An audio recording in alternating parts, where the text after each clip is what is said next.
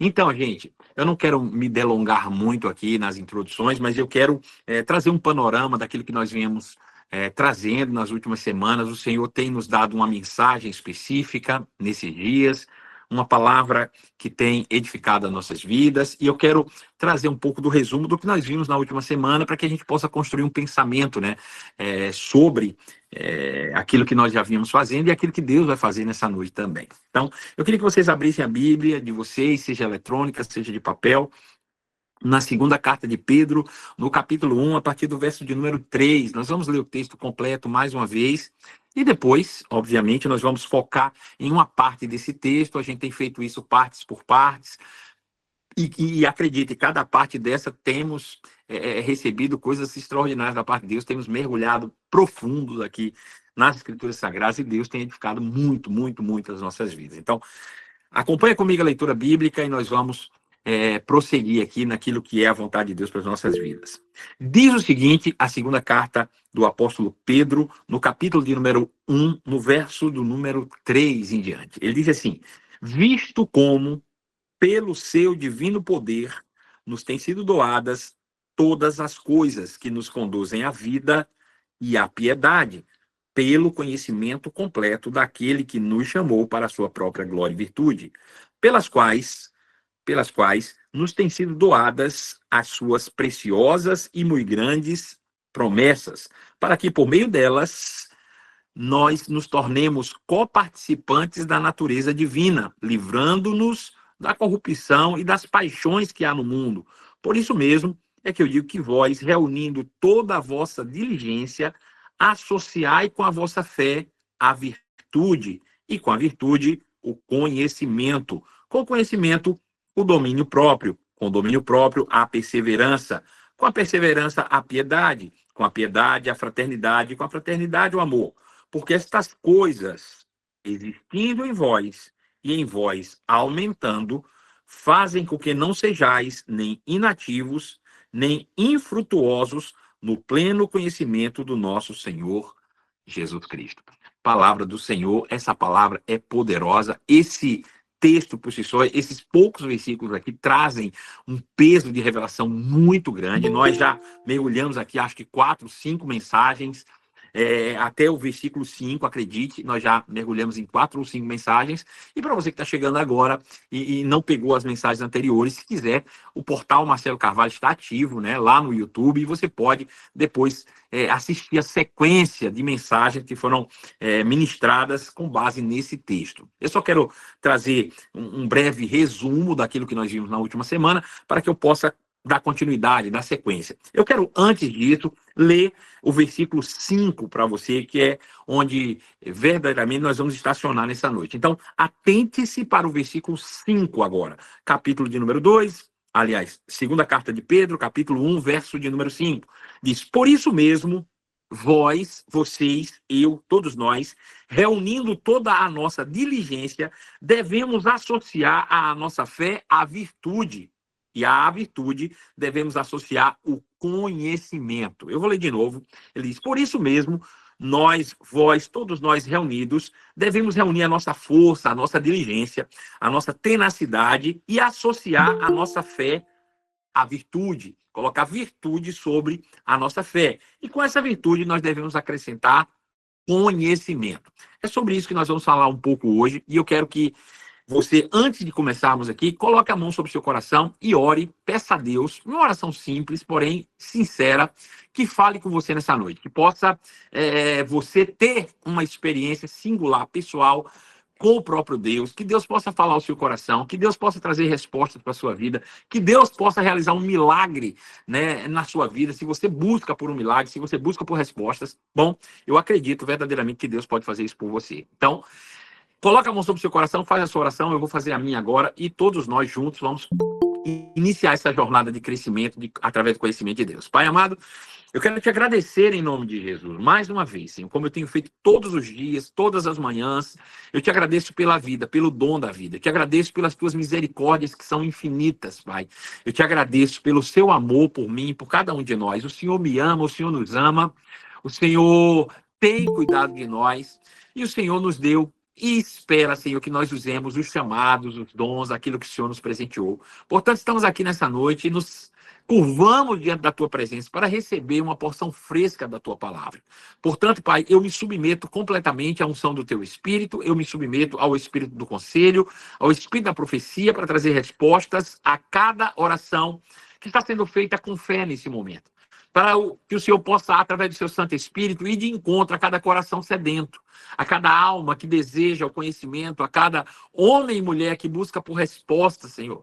Que, através da minha vida, o Senhor possa trazer essas respostas. Que eu possa, nessa noite, ser, Senhor, o instrumento da resposta de Deus para cada uma delas, no poder do nome de Jesus. Para isso, eu me submeto completamente, Senhor, ao ministério do Espírito Santo, à unção do teu Espírito, para que, através da minha vida, o Senhor possa falar com cada um dos meus irmãos aqui presentes nesse culto, nessa reunião, no poder do nome de Jesus. É isso que eu te peço e é isso que eu creio em nome de Jesus. Veja, quando o apóstolo Pedro escreve, né, esse capítulo, que é logo no início da sua carta e vai dar um tom para toda a carta, é bem interessante porque ele começa exatamente fazendo algumas afirmações que são imperativas.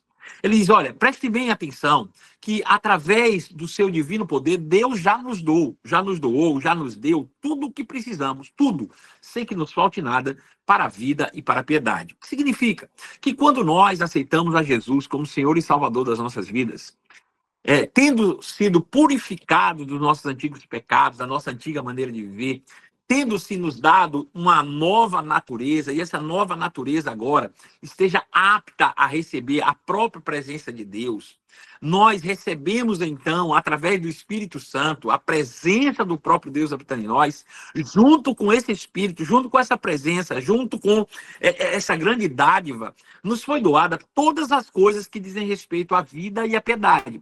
Foi nos doado tudo o que nós precisamos para que nós possamos viver a vida cristã que é proposta por Jesus aqui na Terra. Não nos falta coisa alguma. Tudo nos foi dado quando nos foi otorgado o Espírito Santo. É como se o Espírito Santo tivesse vindo carregado de todas as bênçãos de Deus do céu para habitar dentro de nós. De fato, através do Espírito Santo, é como se nós tivéssemos trazido todo o céu para dentro de nós. Nós temos agora um céu habitando em nós, e através dessa presença divina, que é o próprio Deus habitando em nós através do seu Santo Espírito, nós podemos acessar todas as coisas que se tornam possíveis mediante a nossa fé. Então, ele nos doou todas as coisas que dizem respeito à vida e à piedade. No entanto, todas essas coisas só são acessadas a partir do momento que nós passamos a crescer no conhecimento de Deus e do nosso Senhor Jesus Cristo. À medida que nós crescemos no conhecimento de Deus, todas essas benesses, todas essas dádivas, todos esses presentes que vieram junto com o Espírito Santo, que estão dentro de nós, dentro do nosso espírito, elas vão sendo acessadas aos poucos e vão se manifestando. E à medida que essas manifestações acontecem, essas bênçãos se manifestam na nossa vida, quantas coisas boas já aconteceram na minha vida, quantas coisas boas já aconteceram na sua vida, quantas coisas boas acontecem na vida de todos aqueles que entregam sua vida a Jesus. Então, à medida que essas bênçãos vão se manifestando automaticamente, as promessas de Deus vão se cumprindo na nossa vida. As promessas de Deus vão se realizando na nossa vida. A gente não precisa fazer um esforço e nem mais ficar pedindo, exigindo, ou questionando, ou mendigando a Deus bênção. Na verdade, o que acontece de fato é que as bênçãos de Deus, elas se manifestam quase que automaticamente a partir do momento que nós crescemos no conhecimento de Deus e do nosso Senhor Jesus Cristo. Então, essas promessas vão se manifestando na nossa vida. E o próprio Deus está interessado nisso. Porque à medida que essas promessas se manifestam na minha vida, na tua vida, as pessoas podem olhar para mim e ver que algo novo está acontecendo. Que algo espetacular, extraordinário está acontecendo na minha vida. E eles vão dizer, poxa, o que aconteceu com a vida de Marcelo? O que aconteceu com a vida de Jean? O que aconteceu com a vida da Ana, do Bruno? E a gente vai ter uma resposta sempre na ponta da língua, só pode ter sido Deus. Claro, a própria presença de Deus em nós, a própria manifestação dessa presença em nós, vai fazer com que as pessoas visualizem, vejam o próprio Deus atuando, operando na nossa vida. Então, através disso, nós vamos aos poucos sufocando aqueles antigos desejos, aquelas antigas vontades de fazer aquilo que não é da vontade de Deus. E, ao contrário disso, vamos nos tornando, dia após dia, mais parecidos com o próprio Senhor Jesus. Isso é uma constante, à medida que nós crescemos no conhecimento de Deus, do nosso Senhor Jesus Cristo. Aí, o apóstolo Pedro diz que por esse motivo, porque Deus já nos doou todas as coisas que dizem respeito a uma vida plena aqui na terra, através do seu Espírito que em nós habita, e que essa presença em nós faz com que as preciosas promessas de Deus se cumpram na nossa vida. Por isso, porque eu cheguei a esse entendimento, porque eu tenho essa cognição agora, porque eu tenho esse pensamento, eu devo agora reunir toda a minha diligência, toda a minha atenção, toda a minha força, tudo o que está em mim, eu preciso direcionar para que eu possa agora acrescentar a essa vida de fé alguns atributos que ele vai relacionar aqui, né? E o primeiro que ele diz é a virtude. Ele fala que quando nós aceitamos a Jesus como Senhor e Salvador da nossa vida, nós iniciamos novamente, ou melhor, nós retomamos a nossa jornada de fé. Uma jornada que deve ser cumprida do princípio ao fim pela fé. Porque, na verdade, foi assim que foi pensado por Deus desde o princípio. Veja, quando nós aceitamos a Jesus como Senhor e Salvador das nossas vidas, nós não começamos algo novo, nós apenas restauramos o que já era. Apesar de que para nós seja tudo novo. Mas, de fato, é a restauração daquilo que um dia foi, da sua originalidade. Então, nessa perspectiva, você tem que trazer isso à memória. Quando Deus criou a raça humana, quando Deus criou Adão, e dentro de Adão estava a semente de toda a raça humana, Deus o criou para viver pela fé. E o que significa viver pela fé? É que as minhas ações devem ser resposta a uma inspiração divina. Eu vou falar de novo. Quando Deus criou a raça humana, o pensamento divino para Adão era que as ações de Adão fossem uma resposta direta à inspiração divina. Então, se Deus dizia, Adão, dê nome aos animais. Então, Adão, inspirado por essa palavra, deveria agir de maneira como Deus o inspirou a fazer. E lá, obviamente, começaria a dar nome aos animais. E assim por diante, em todas as suas ações, deveriam ser inspirados. Só que o pecado roubou isso de Adão. O pecado roubou isso da humanidade. O homem se tornou carnal, impossibilitado de receber essa inspiração divina.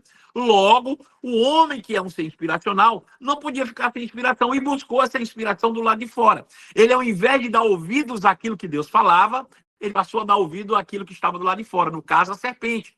E a serpente falou para Eva, ei, come do fruto e tu vai se tornar semelhante a Deus. E ela deixou que essa inspiração externa entrasse e se tornasse uma ação. Perceba que isso começa com pensamentos. A gente permite que os pensamentos permeiem a nossa mente e nós somos influenciados por esses pensamentos, sejam eles vindo hoje, claro, nascidos de novo, homens que têm a presença de Deus em nós, vindos por meio da palavra, ou, se a gente permitir, vindos por uma natureza humana, terrena, que é diabólica, que é demoníaca e que está associada àquilo que nós vemos, tocamos, sentimos, ouvimos. Então, essas coisas geram influência e vai gerar um comportamento em nós. Então, quando nós aceitamos a Jesus como Senhor da nossa vida, nós retomamos essa jornada que um dia foi tirada de nós pelo pecado. E agora nós podemos novamente ser inspirados por Deus para que essa inspiração divina vire pensamentos, esses pensamentos se tornem em sentimentos e os sentimentos se tornem ações. Essa é a ideia de Deus para o funcionamento da raça humana. Logo, nós precisamos entender que essa nova jornada que nós agora devemos viver pela fé, que nada mais é uma inspiração por meio da palavra de Deus, aquilo que Deus fala deve encher a minha mente, gerar pensamentos, para que esses pensamentos possam um dia gerar ações, virar, se transformar em ações. Então, nessa mesma perspectiva, a gente precisa acrescentar nessa jornada de fé, uma vez que a gente sabe que essa jornada que agora precisamos correr, essa vida cristã que nós precisamos correr agora, ela é uma vida cristã que deve ser inspirada pela palavra de Deus, e isso é chamado, conhecido como jornada de fé. Nós devemos acrescentar a isso, ou seja, eu tenho que ter consciência de que não basta eu só ter fé, eu preciso transformar essa fé inspiracional em comportamento. E esse comportamento, né, que deve ser um comportamento santo, que deve ser um comportamento divino, uma vez que a inspiração é divina, né? O comportamento também deve ser divino. E é interessante pensar dessa forma, porque, veja, Jesus, certa vez, ele disse, se o poço é bom, a água do poço é boa. Se a árvore é boa, logo a fruta também é boa. Não tem como de uma fonte amarga gerar água doce. Ou seja, se a inspiração da vida de um ser humano ela é divina pela palavra de Deus, é óbvio que esse comportamento deve ser divino. Então, quando a gente olha para o nosso próprio comportamento, quando a gente olha para nós mesmos e fazemos uma autoavaliação do nosso comportamento, dos pensamentos que temos durante o dia, se esses pensamentos estão em linha ou não com a palavra de Deus, então nós vamos entender de onde está vindo a nossa inspiração, de onde está vindo essa influência. Né? Se essa influência vem de Deus, ela deve naturalmente gerar um comportamento, pensamentos divinos, ou pensamento, comportamento divino. Então, veja, essa vida de fé agora tem que ser vivida com consciência. E eu tenho que entender que eu preciso associar agora essa vida de fé, a essa jornada terrena, virtude. E o que é virtude? Virtude é um comportamento moral aceitável que é baseada em pensamentos, sentimentos e ação. Eu, sabendo disso, o diabo não vai parar de trazer pensamentos ruins para você, pensamentos de cobiça, pensamentos de desejos, de luxúria, de tantas outras coisas que não agradam a Deus. Os pensamentos vão chegar, mas agora você sabe, você está sabido disso. Você pode controlar seus pensamentos e acrescentar na sua mente pensamentos de propósito, com base na inspiração da palavra de Deus. Eu posso pensar de propósito. Por que eu devo pensar de propósito? Porque aonde você, ou o que você pensar, os seus comportamentos irão te seguir. Se eu, mesmo indo para a igreja, mesmo sendo um homem santo, no meu momento particular, pessoal, sozinho na minha cama, no meu quarto, no meu chuveiro, no meu banheiro, eu permito que a minha mente seja permeada com pensamentos pornográficos, com pensamentos de avareza, com pensamentos de raiva, de ódio, de medo, de insegurança. Todos esses pensamentos atrofiados, errados, vão mais cedo ou mais tarde se transformar em um comportamento. Sabe, ninguém começa com medo sem antes pensar no medo. Ninguém começa com raiva, com ódio, sem antes pensar no ódio.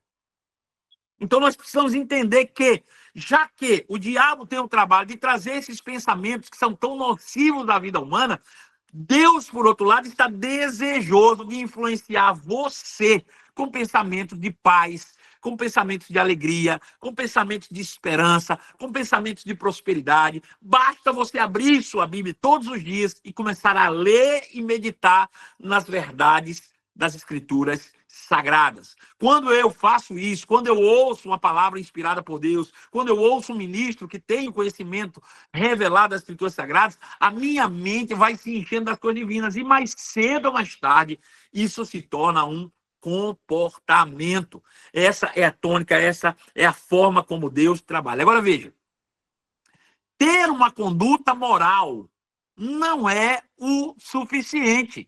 Eu sei que soa estranho essa frase, mas eu vou explicar ela para você, para que você entenda com clareza. Então, veja, nós começamos uma carreira de fé, nós aceitamos a Cristo, nós estamos caminhando a nossa jornada de fé, e o apóstolo Pedro diz que nós devemos acrescentar a essa jornada, ou nessa jornada, um comportamento santo. Mas só esse comportamento santo por si só é suficiente? Bom, segundo o apóstolo Pedro, não. Até porque se fosse suficiente, ele tinha terminado o texto aí e disse, tá bom, se você conseguir um viver santo, tá tudo certo. Se você conseguir colocar apenas uma conduta cristã aceitável, tá tudo bem, você pode fechar sua Bíblia e agora tá tudo certo, pode viver em paz. Mas não é isso que ele diz. Ele diz que sobre essa virtude, sobre esse comportamento desejável, você deve acrescentar outros atributos. E o atributo que nós vamos ver hoje, que deve ser acrescentado a essa vida moral desejável, é o conhecimento. Ele diz, sobre a virtude, acrescente conhecimento. Então veja que há uma orientação da gente, de forma crescente, ir acrescentando coisas à nossa vida, e à medida que nós vamos seguindo essas instruções do apóstolo Pedro, nós vamos crescendo e amadurecendo e nos tornando cada dia mais parecidos com aquilo que nós somos criados para ser e fazer. Você entende isso?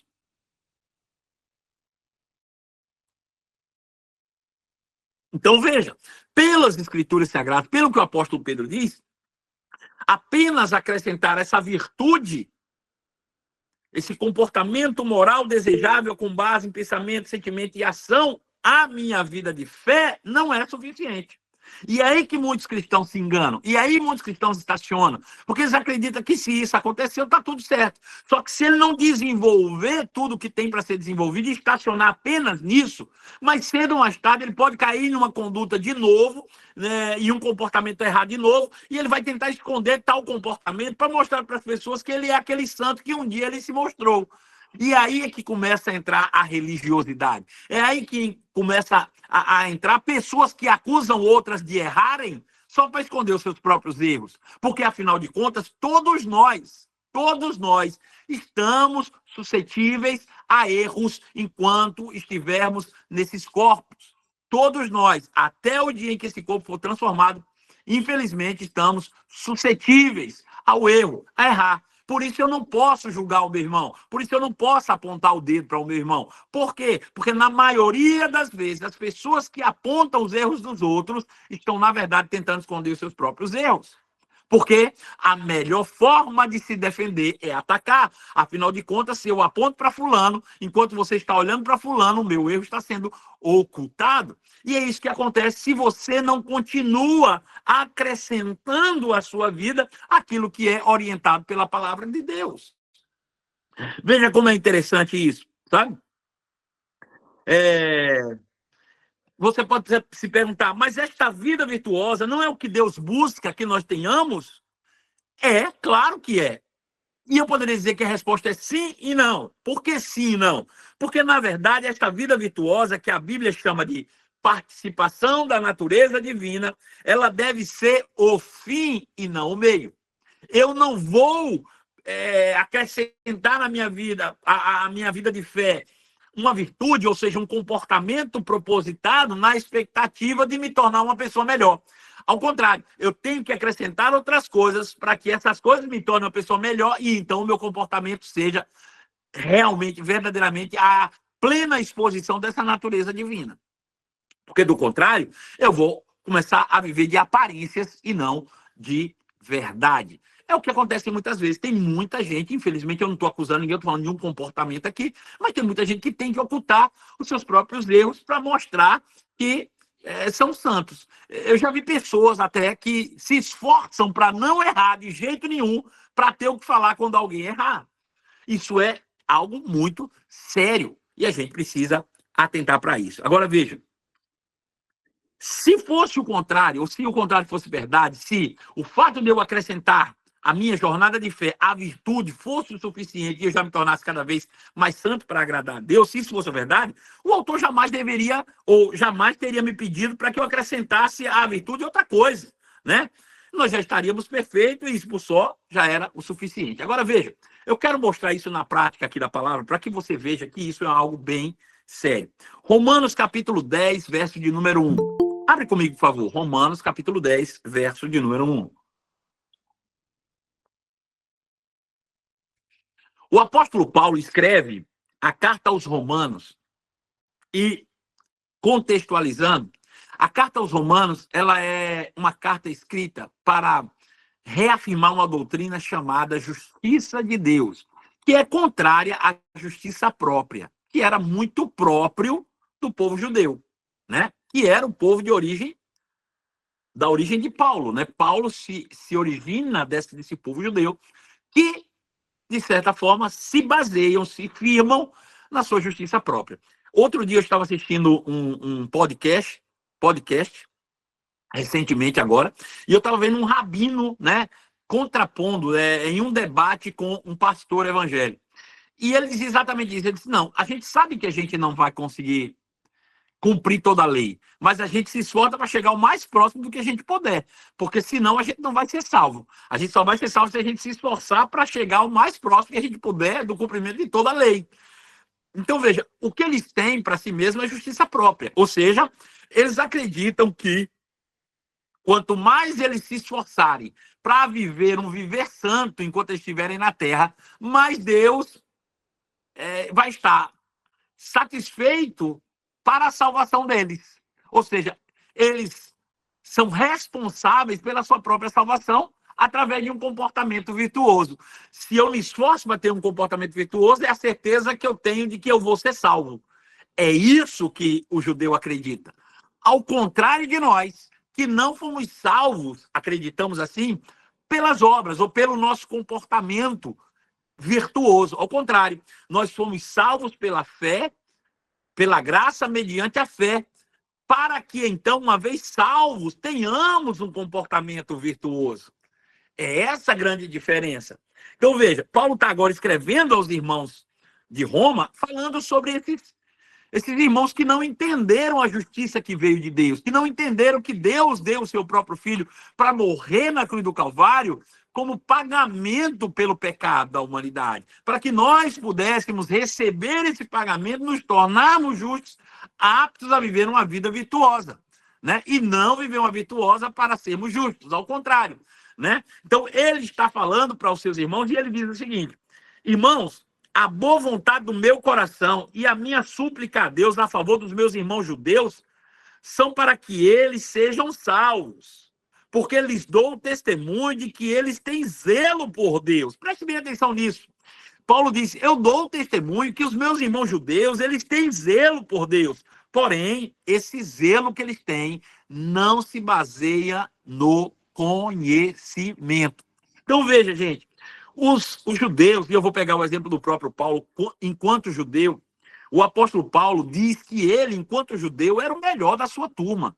Ele foi o cara que mais tirou nota alta na escola dos rabinos, né? Ele era o cara que sabia tudo, ele era o cara que tinha um comportamento mais próximo da perfeição no que diz respeito do tocante à lei. Agora, veja, esse mesmo camarada chamado Saulo de Tarso, que tinha um comportamento mais próximo da perfeição segundo a lei, é o mesmo que perseguiu e matou os cristãos, é o mesmo que consentiu com a morte de Estevão, é o mesmo que pegou carta com o governador para perseguir, prender, separar pais de filhos, matar cristãos e fazer todas as coisas. Por quê? Porque o conhecimento não fazia parte, o conhecimento revelado não fazia parte da sua doutrina religiosa. Ao contrário, era o zelo exagerado sem o conhecimento que gerou o fanatismo. Então, veja, é isso que a gente tem que tomar cuidado. Quando você, na sua jornada cristã, acrescenta o que é necessário, deixa aqui bem claro que é necessário acrescentar uma vida, uma conduta moral desejável, e estaciona aí, a tendência é você viver numa posição de santarrão e agora, de forma religiosa, perseguir qualquer que não ande à altura daquilo que você anda, do que você faz. Mesmo sendo cristãos, se você não der sequência e continuidade naquilo que o apóstolo Pedro está nos ensinando, e nós vamos mergulhar nisso agora, a tendência é: poxa, eu nasci de novo, eu tenho uma vida cristã, agora eu estou vivendo essa vida, essa nova jornada, e eu sei que eu preciso ter um comportamento correto, tenho que ser certinho ali. Mas é só isso? Acredite, você vai se tornar um religioso fanático, capaz de matar pessoas que não andem na altura daquilo que você acredita. Isso é muito sério, sabe? E talvez você não esteja disposto a matar essas pessoas, como o apóstolo Paulo, apedrejando, ou permitir que sejam mortas por apedrejamento. Mas muitas vezes você vai tanto matar ou permitir que essas pessoas sejam mortas em um apedrejamento digital, por exemplo, pela internet, ou em grupos de fofoca em WhatsApp. Permitir que as pessoas destruam a vida de outras, né? Porque as pessoas erraram, cometeram seus erros, porque você simplesmente não se desenvolveu, parou em um estágio da vida que deveria ter uma sequência de crescimento lógico e tão necessário. É por isso que Pedro diz que sobre o fundamento da fé inicial, dessa vida cristã que nós vivemos, devemos construir sim uma vida virtuosa, mas sobre esta vida virtuosa é necessário acrescentar, construir, colocar um fundamento chamado conhecimento. É por isso que ele diz, olha, agora acrescente a sua fé virtude, que é esse comportamento santo. Agora, sobre esse comportamento santo, por favor, acrescente o conhecimento. E acredite, essa palavra conhecimento, e é falada aqui, ela é diferente da palavra conhecimento que nós ouvimos lá no versículo de número 3. No versículo número 3, o apóstolo Pedro diz assim, visto como pelo seu divino poder nos foram doadas todas as coisas que dizem respeito à vida e à piedade, pelo conhecimento completo daquele que nos chamou para a sua própria glória e virtude, por meio do qual nos tem sido doadas suas preciosas e muito grandes promessas, para que fujamos da cobiça e sejamos participantes da natureza divina. Por isso, reunido toda a vossa diligência, acrescentai à vossa fé a virtude, e a virtude o conhecimento. Então, esse conhecimento aqui, descrito, é diferente do primeiro conhecimento de Deus. O primeiro conhecimento de Deus, você tem que buscar todos os dias. Esse segundo conhecimento é outra palavra. No primeiro exemplo, que é o conhecimento de Deus, a palavra que é traduzida por conhecimento é epignosis. Uma palavra grega chamada epignosis, que significa conhecimento divino. Veja, eu estou simplificando aqui para a gente não ter que ter aula aqui de teologia ou de grego. Não é isso que eu quero, é só que você entenda um pouco. Então, quando ele diz que todas as coisas nos foram doadas pelo através de seu divino poder, e isso é acessado pelo conhecimento daquele que nos chamou para a sua própria glória e virtude, ele está falando do conhecimento divino, do conhecimento de Deus. No caso que ele diz que nós devemos acrescentar a essa vida moral aceitável diante de Deus o conhecimento, essa palavra é a palavra gnosis. A outra é epignosis, essa agora é gnosis, que significa, de maneira bem simplista, inteligência. Veja, ele está dizendo o seguinte, trocando em miúdos. Veja, você nasceu de novo, começou uma jornada cristã, uma jornada que agora deve ser vivida pela fé. Uma jornada que é vivida pela inspiração divina. A fé é isso, eu recebo a palavra de Deus, eu deixo que essa palavra permeie a minha mente, até se tornar um sentimento em mim, uma crença, e então ela se transforma em um comportamento. Esse comportamento tem que ser de maneira intencional, e ele é um comportamento virtuoso. Eu vou me tornando cada dia mais parecido com Jesus em meu comportamento. Aí ele diz, agora, esse comportamento você tem que acrescentar inteligência, filho de Deus. Você tem que ser inteligente, você tem que ter cognição. Acredite, a palavra de Deus revelada, o evangelho de Jesus torna você um ser cada dia mais inteligente. E se isso não tem acontecido, se você não tem melhorado o seu QI, se você não tem se tornado um ser cada dia mais inteligente, não é o evangelho que você está ouvindo. Porque o evangelho torna o ser um pouco mais inteligente a cada dia. Então, veja, o evangelho de Jesus é um evangelho inteligente. E foi isso que ganhou meu coração, porque antes de conhecer a palavra da fé, antes de conhecer a palavra revelada, eu ia na igreja, eu era um bom cristão, eu tinha uma vida, né, como é que eu vou dizer, virtuosa, um comportamento virtuoso, mas eu não tinha esse conhecimento. Eu não era inteligente, eu não acrescentava essa inteligência. E às vezes, queridos, quando a coisa não fazia sentido na minha mente, eu dizia, não, mas é assim mesmo, é porque Deus não quer que eu saiba como isso funciona. Mas depois que eu comecei a entender o evangelho, comecei a entender com clareza as nuances do evangelho de Cristo, eu comecei a entender que o evangelho é algo inteligente, irmãos. O que nos falta muitas vezes é cognição. Veja, eu não sei se eu estou conseguindo me fazer claro e entendido, mas eu vou tentar trazer vários exemplos aqui para você entender o que eu estou dizendo aqui. Veja, primeira coisa que você tem que entender, o evangelho não é um evangelho passivo. O evangelho não é uma doutrina passiva. O que significa isso? O evangelho não é algo que você vai ficar sentado, orando, esperando que Deus faça tudo por você. Sabe, é isso que eu vejo muitas vezes. Às vezes eu vejo cultos, ou mensagens, ou palestras, ou lives, o que é que seja, e as pessoas dizendo assim: olha, fique tranquilo, relaxe seu coração, Deus vai trabalhando por você, Deus vai fazer algo novo, sabe? Você não viu aquela palavra que está lá no Antigo Testamento que diz que Deus vai fazer algo novo, então Deus vai fazer algo novo. Relaxa. Irmãos, eu creio convictamente que Deus está cooperando em todas as coisas para o nosso bem.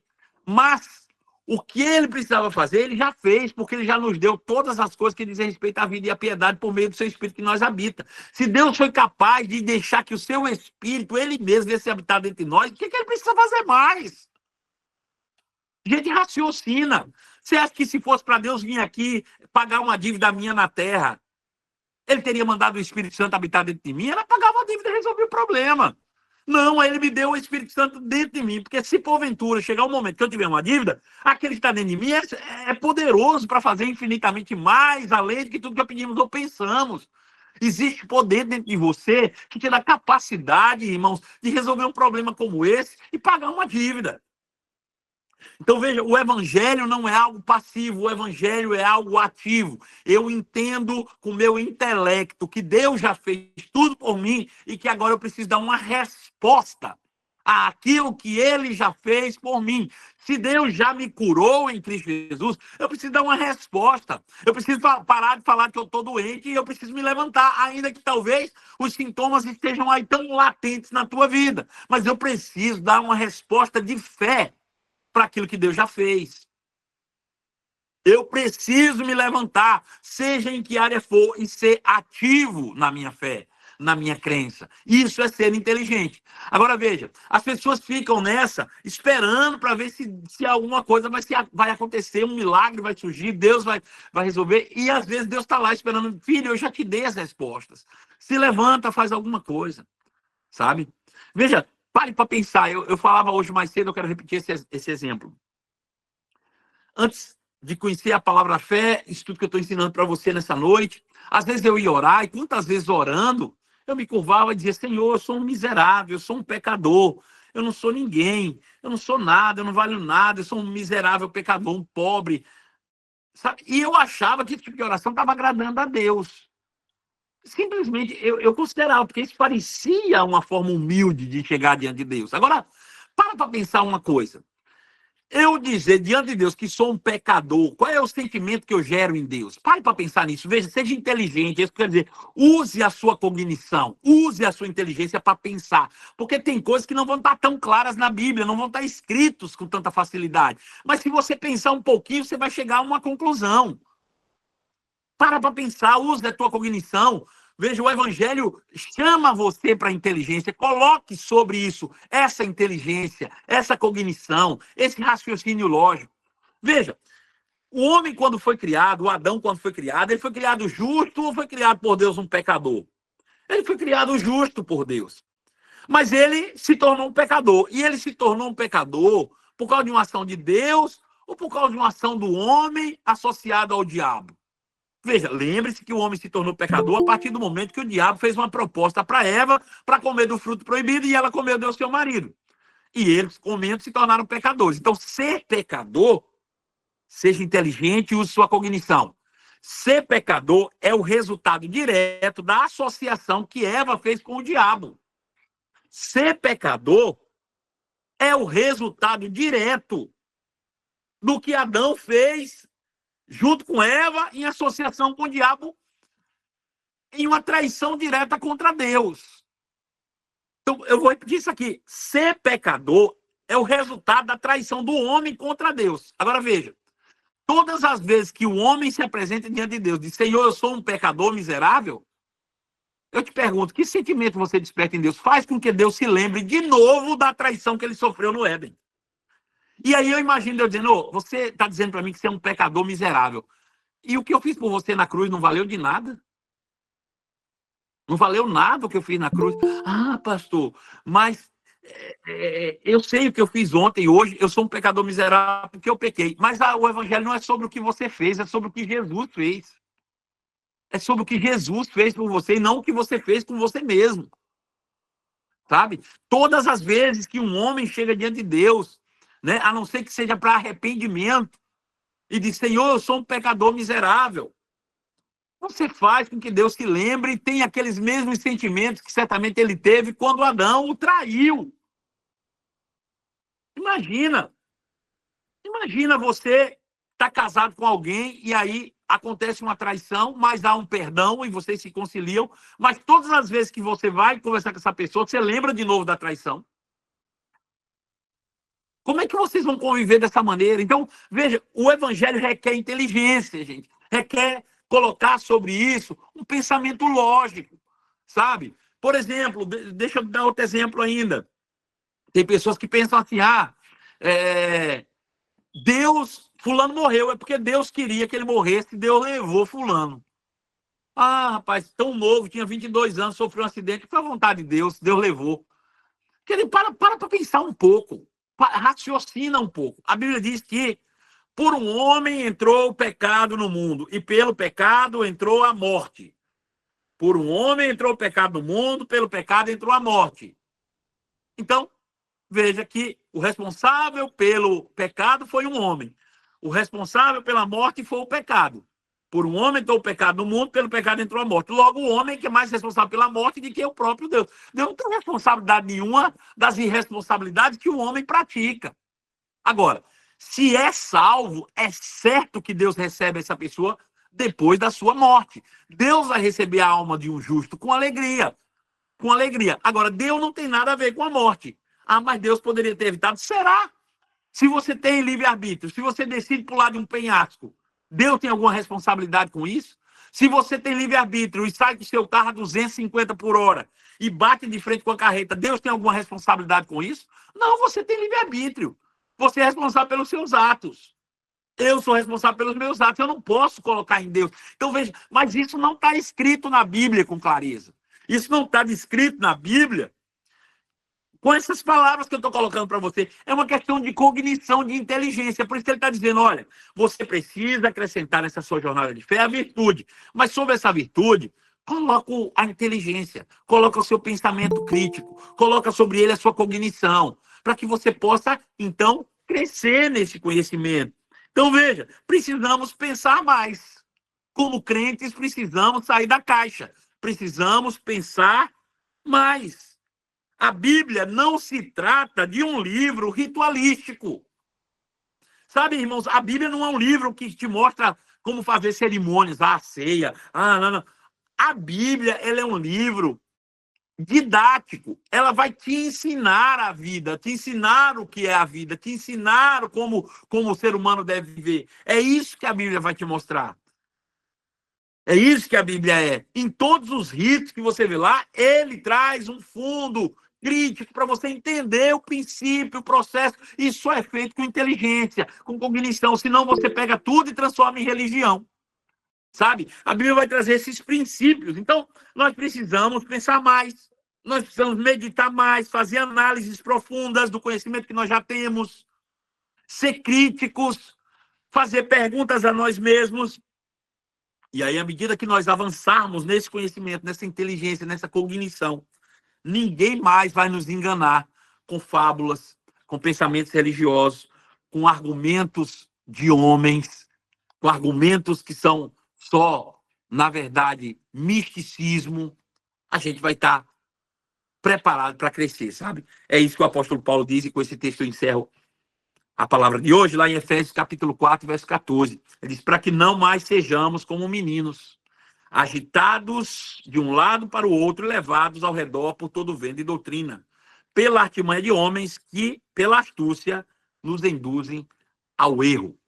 Então, para que isso aconteça, eu preciso entender. Veja, o evangelho requer inteligência. O evangelho requer, você tem a mente de Cristo. Não é admissível pensar, não é razoável pensar que Deus, com toda a sua sabedoria infinita, nos dê um livro que não tenha lógica, que se contradiga. Não é nem razoável você pensar. Se Deus é inteligente, ele gerou filhos inteligentes.